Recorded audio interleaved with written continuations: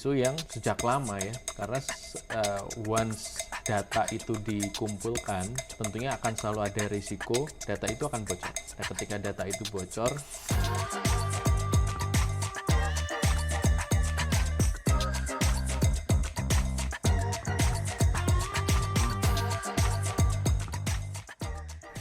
Halo teman-teman semua, kembali lagi di Tech Policy Corner. Kembali lagi dengan saya Rega sebagai pembawa acara. Dalam episode kali ini, kita akan membahas tentu bagaimana sebetulnya resiko-resiko dari industri digital, khususnya dari sektor jasa keuangan yang mana sebetulnya nanti akan kita perdalam oleh narasumber kita. Karena di episode sebelumnya teman-teman tentu juga sudah memahami kira-kira fundamental dari regulasi, dari peraturan penyelenggara sertifikat elektronik ataupun sertifikat authority. Tetapi di episode kali ini kita akan membahas lebih dalam kira-kira bagaimana use case-nya, kemudian potensi resiko-resiko apa saja yang sebetulnya mungkin secara langsung atau tidak ternyata kita sedang menghadapi. Nanti mungkin akan kita jelaskan atau mungkin kita tanya-tanya lebih mendalam lagi. Nah, teman-teman semua, sebelum kita mulai cari tahu sebetulnya tentang resiko-resiko terhadap industri digital, khususnya sektor jasa keuangan seperti apa, saya mau kembali lagi nih memperkenalkan teman-teman kepada narasumber kita. Tidak lain dan tidak bukan adalah, halo Mas Irwan, selamat pagi, siang, sore, malam Mas. selamat pagi, siang, malam Mas Rega. Siap, terima kasih Mas atas waktunya. Siap. Mungkin kita langsung aja Mas ke pertanyaan pertama saya. Mungkin sebelum saya masuk ke pertanyaan pertama saya, sebetulnya kita perlu melihat bahwa ancaman digital ini kan sebetulnya nyata ya Mas. Dan dari waktu ke waktu kan sebetulnya ancaman ini semakin berevolusi. Kalau dulu mungkin ancaman digitalnya sifatnya mungkin hanya sebatas social engineering, tetapi sekarang itu sudah benar-benar lebih spesifik, adanya artificial intelligence, kecerdasan buatan, kemudian ada deepfake dan lain-lain seperti itu. Nah, dengan adanya ancaman digital ini Mas, tentu kan sebetulnya ini kita perlu mengungkap realitas bahwa resiko-resiko terhadap teknologi keuangan itu sebetulnya nyata dan ada seperti itu. Nah, dalam menghadapi tantangan-tantangan baru ini, Mas, sebetulnya landscape layanan sektor keuangan digital itu kira-kira resiko yang dihadapi konsumen sebetulnya seperti apa sih, Mas? Tidak hanya konsumen, tetapi sebetulnya platform pun juga dihadapi dengan realita yang seperti apa sih, Mas? Ya, makasih Mas Rega. Jadi Mas Rega sudah beberapa singgung ya resiko-resiko yang relevan ya sangat saat ini. Contohnya dari kecerdasan buatan atau AI, artificial intelligence, dan beberapa resiko juga yang masih ada hingga saat ini seperti social engineering. Nah, kalau bisa saya bilang sebenarnya 1 atau 2 tahun terakhir ini kita sebagai konsumen, kita sebagai masyarakat, kita platform digital, perusahaan keuangan, regulator itu menghadapi resiko-resiko yang belum pernah dihadapi sebelumnya. Gitu ya. Jadi 1-2 tahun ini perkembangan teknologi ini sangat signifikan Mas Rega. Mas Rega mungkin memakai AI, mungkin masih pakai ChatGPT mungkin ya. Tapi risiko AI ini di samping juga hal-hal yang kita dapat manfaatnya, perkembangan teknologi juga kita belum tahu nih Mas. Limitnya di mana? Apakah bisa AI nanti betul-betul katakanlah meniru persis Mas Rega? Emosinya Mas Rega, intonasinya Mas Rega, cara Mas Rega berbicara, wajahnya Mas Rega. Kita sekarang mungkin baru lihat istilahnya glimpse kalau bahasa Inggrisnya ya, baru lihat ya kayaknya bisa nih. Nah, itu dari sisi resikonya. Karena kalau kita lihat dari yang bisa dilakukan saat ini, 2 tahun yang lalu kita nggak pernah terpikirkan bisa ada AI yang bisa membantu kita. Kita mungkin resikonya, bukan resiko maaf saya, yang kita diskusikan bagaimana AI menggantikan pekerjaan kita. Tapi kita juga lupa bagaimana AI juga bisa berkontribusi pada resiko-resiko baru yang muncul, yang sekarang menjadi resiko kita sebagai konsumen, Mas Rega. Misalnya, yang tadi saya ceritakan kan sangat luas, bisa menirunya itu nggak hanya biometrik. Kalau biometrik hanya di muka, mungkin fingerprint, saya bayangkan kalau itu berapa tahun lagi benar-benar sintetik semanusianya gitu. Nah, itu kita nggak tahu nih apa yang akan terjadi. Jadi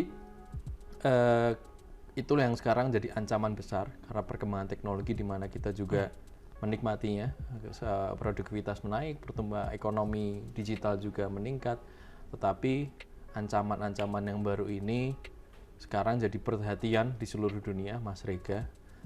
Tentunya kita berharap kita punya cara ya untuk memanage itu sehingga pihak-pihak yang tidak bertanggung jawab ini tidak bisa memanfaatkan teknologi ini untuk kepentingan mereka yang tidak baik lah. Gitulah Mas Rega. Oke, terima kasih Mas Irwan. Tentu dari apa yang tadi disampaikan sama Mas Irwan, mungkin saya akan mencoba mencari benang merahnya bahwa ketika kita ngomong soal sektor jasa keuangan gitu ya Mas ya. Sektor jasa keuangan kan sebetulnya tentu sektor yang highly regulated. Ya. Tetapi di sisi lain sebetulnya resiko-resikonya juga begitu besar Mas. Baik itu dari sisi khususnya dari sisi masyarakat atau mungkin ada pihak-pihak yang tidak bertanggung jawab ya Mas, karena tentu kita bisa melihat bagaimana sebetulnya proses di dalam sektor jasa keuangan itu ketika masyarakat secara luas mendaftarkan diri mereka untuk menjadi nasabah, entah itu layanan keuangan konvensional ataupun digital banking ataupun fintech dan lain-lainnya, sebetulnya itu kan bisa menjadi salah satu celah mungkin, salah satu celah yang mana sebetulnya itu akan memunculkan sebuah resiko-resiko baru gitu ya Mas ya. Nah, kira-kira boleh dikasih gambaran nggak Mas ke kita? Tadi mungkin sebetulnya di jawaban Mas Irwan juga sudah ngasih glimpse ya kali. Tadi istilahnya sudah ngasih glimpse, tetapi gambaran yang nyata begitu Mas, kira-kira resiko yang dihadapkan oleh masyarakat ataupun platform gitu ya, khususnya dalam sektor jasa keuangan, terlebih ketika kita mengambil use case contohnya tentang onboarding proses gitu seperti apa? Itu tuh seperti apa sih Mas kira-kira? Ya, makasih Mas Rega. Jadi tadi saya sudah jelaskan ya risiko yang baru yang bisa dibilang kita mungkin 5-6 tahun yang lalu tidak pernah bayangkan. Sekarang risiko itu ada yang baru. Tapi kita jangan lupa juga risiko yang sebelumnya juga masih ada. Yang tadi Mas Rega sempat singgung misalnya social engineering. Mungkin di masa kita belum banyak menggunakan sosial media, menipunya pakai telepon, misalnya mengaku sebagai petugas bank, kemudian di situ kita men-share data-data pribadi kita lah, yang nanti mungkin bisa dimanfaatkan oleh orang yang tidak bertanggung jawab tersebut. Sekarang tetap terjadi, social engineering-nya akan semakin mudah mungkin, dengan banyaknya data, informasi yang kita secara sengaja taruh di sosial media, di Facebook, Instagram, WhatsApp mungkin, atau mungkin sekarang TikTok. Tentunya hal-hal itu juga akan memudahkan, bukan memudahkan ya, menambah cara bagi orang-orang tersebut untuk melakukan social engineering. Karena informasi yang dimiliki menjadi lebih banyak. Yang awalnya dulu harus nanya siapa nama ibu kandungnya, harus tahu kakaknya di mana untuk mengetahui ibu kandungnya. Sekarang cukup lihat di sosial medianya. Nah, social engineering-nya semakin mudah. Itu salah satu resiko yang masih muncul. Dan mungkin resiko yang juga tidak akan pernah 100% hilang itu sebenarnya resiko kebocoran data juga, Mas Rega. Data breaching ini adalah isu yang sejak lama ya, karena once data itu dikumpulkan, tentunya akan selalu ada risiko data itu akan bocor. Nah, ketika data itu bocor, bisa digunakan untuk hal yang tidak bertanggung jawab. Misalnya data Mas Rega bocor, emailnya, nomor HP, NIK, fotonya, atau bermacam-macam.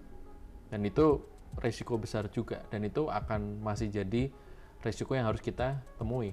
Dan yang ketiga, yang juga marak dibicarakan juga terutama di negara-negara berkembang, itu adalah risiko SIM swapping atau SIM hijacking.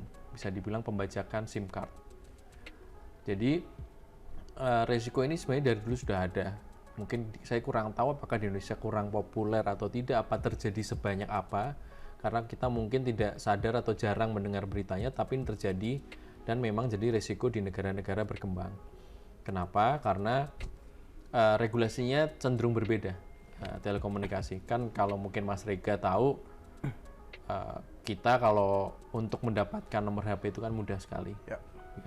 Walaupun sekarang udah ada verifikasinya ya, tetapi secara umum pasti masih di bawah dengan verifikasi yang dilakukan di sektor keuangan. Padahal nomor HP ini adalah salah satu identitas kita juga sekarang. Dan itu kerap kali digunakan di transaksi keuangan. Jadi jika kita berbicara account takeover itu adalah nomor rekening, login kita di perbankan, tetapi sebenarnya jika nomor HP itu juga di take over, itu juga potensinya bisa sama besarnya risikonya. Ya. Kenapa? Karena nomor HP itu juga jadi identitas kita. Nah, risiko-risiko tersebut jika kita tarik benang merahnya, tentunya risiko ini saya sampaikan tadi, risiko baru adalah AI, dan risiko yang sebelumnya itu terus berevolusi. Risiko-risiko inilah yang akan mempengaruhi kepercayaan masyarakat ke sektor perbankan. Tentunya risiko-risiko ini bisa sangat berdampak pada proses onboarding secara digital. Jika ada risiko tadi saya sampaikan AI, biometrik, jadi bisa meniru secara persis biometrik dari seseorang, atau yang masih pakai sederhana tadi Mas, dengan SMS hijacking atau social engineering, kemudian seseorang bisa take over account seseorang atau nomor seseorang sehingga bisa dapat OTP-nya misalnya. Nah, itu kan risiko yang akan masih muncul sampai saat ini, dan tentunya kita juga, saya sampaikan tadi, ini risiko baru juga belum ketemu nih solusinya secara optimal. Nah, itu yang jadi kekhawatiran saya sih, Mas Rega.